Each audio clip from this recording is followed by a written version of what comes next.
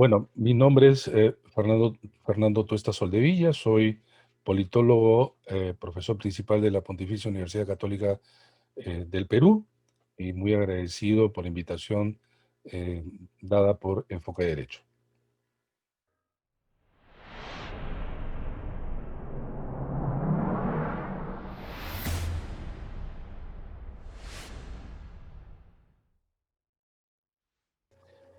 El artículo 42 de la Ley de Organizaciones Políticas es un artículo eh, que no nace con la Ley de Partidos Políticos que posteriormente se llama Ley de Organizaciones Políticas. No existía este artículo. Este artículo se incorpora para las elecciones del 2016 y es un artículo, desde mi punto de vista, no solo que crea problemas, sino que es un artículo que va en contra y colisiona de manera frontal con los criterios garantistas de la participación política. La historia del sufragio es la historia también de cómo se van dejando de lado una serie de requisitos para poder no solo votar, sino ser elegidos. El sufragio activo y pasivo constituyen una unidad indisoluble. Y entonces la historia del sufragio fue dejando de lado, repito, una serie de condiciones que tenían que ver con sexo, educación, propiedad, etc.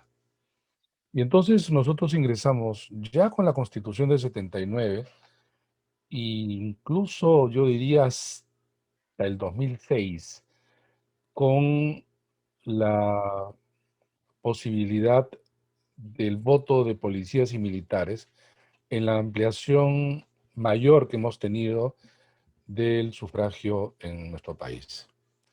Sin embargo, a contrapelo de eso, sea porque hubo una desafección muy fuerte de los partidos, de las instituciones y la representación, comenzaron a incorporarse en las leyes de partidos y electorales una serie de exigencias que pasaron a ser requisitos de facto y también exclusiones. Y exclusión no es otra cosa que te impida justamente ejercer el derecho a sufragio.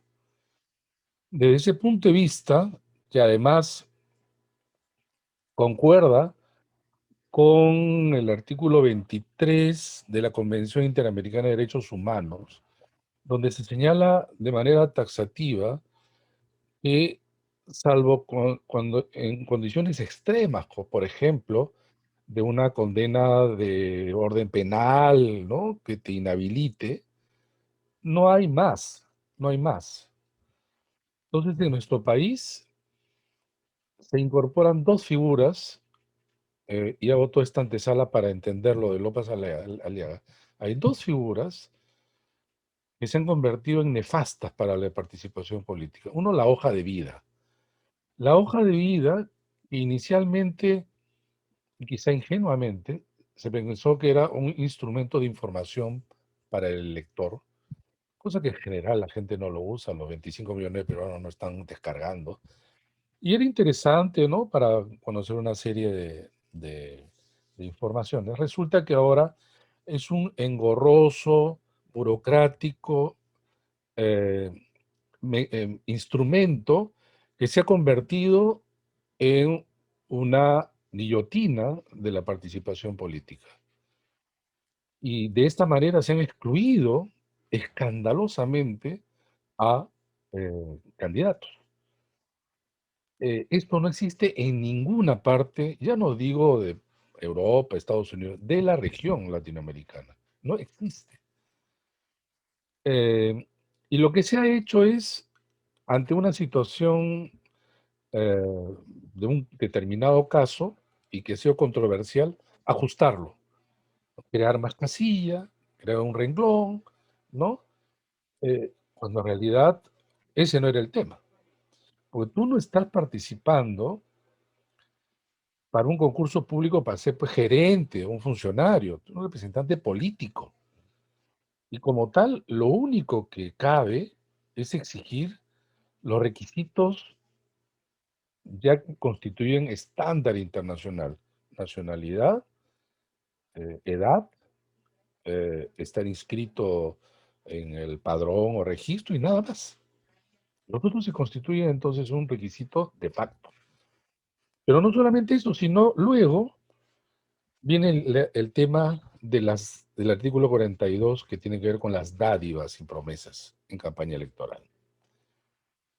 Se parte de un criterio que es más o menos el siguiente. Hay que prohibir que los candidatos ofrezcan algo, sobre todo dinero o algún bien material, para que el elector no se vea en la condición de ser no solo persuadido, sino casi comprado. Esta es una actitud absolutamente, este, no solamente impropia, sino que no se basa en nada, se basa en creencias. O sea, no existe evidencia empírica, y ahí de la ciencia política nos distanciamos del derecho, ¿no? Porque la idea del deber ser, no en este caso, no existe evidencia empírica que te diga que ante alguien que te ofrece, la gente como borregos van y votan. Muy por el contrario, hay algunos estudios y también hasta reportajes donde la gente le ha dado vuelta a los candidatos, casi como burlándose de los candidatos. Vienen, ofrecen de todo, la gente se pone el polo, la visera, lo aplaude, le dice que va a votar por él, se va, viene otro candidato, se cambia de polo, de visera y le dice lo mismo. Así como los candidatos ofrecen de todo, los electores reciben y le dicen que van a votar por él. Pero nadie puede asegurar que eso es así. Y entonces la ley es una ley pues paternalista. Yo, elector, te voy a cuidar que estos candidatos o algunos tramposos quieren llevarte las narices. Eso es, a final de cuentas. Ese es el artículo 42. Pero, pero peor todavía es que se sanciona. Y se sanciona de manera drástica, te sacan, ¿no? Te excluyen. Entonces, no solo contraviene el derecho fundamental de participación política, sino que es absolutamente desproporcionado. O sea, en la justicia electoral no puede haber eh, causales administrativas, burocráticas, por más que están en la ley, estén por encima del derecho de participación política. Y entonces, para ponerlo de manera clara, porque la resolución del jurado electoral especial, llena de detalles, etcétera, cuando uno lo mira a distancia, tiende pues a parecer ridículo, porque al señor se le discute si dijo o no dijo y ofreció que que iba a entregar su salario versus lo sacas de ser candidato a la presidencia. O sea, no existe, no existe. Y no necesita ser abogado para entender de que eso no puede ser resuelto de esa manera. Porque tú tienes acá una ley impropia versus la Constitución, pero además eh, pactos que el Perú ha suscrito a nivel internacional. Pero los jurados electorales especiales, en el diseño peruano, están constituidos por 3 personas para empezar, que es un juez superior, un fiscal superior y un ciudadano sorteado, que se constituyen ad hoc para cada elección. No conocen sobre la materia y no reflexionan más allá de la lectura literal de la ley. Entonces, así es la ley, ¿no? Así es la ley. No soy abogado, lo vuelvo a repetir, pero las interpretaciones de la ley tienen que ser, pues, mucho más sistemáticas, mucho más reflexivas y, sobre todo, en términos de justicia, garantizar los derechos. Y eso no se está garantizando los derechos. Dicho esto, entonces, de mi punto de vista, el señor Rafael López Aliaga no debe ser excluido como no debe ser excluido ninguno, ninguno.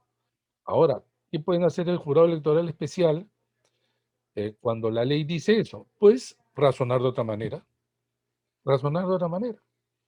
Y si apelan contra ese razonamiento, el Jurado Nacional de Elecciones tiene que ser también en la misma dirección.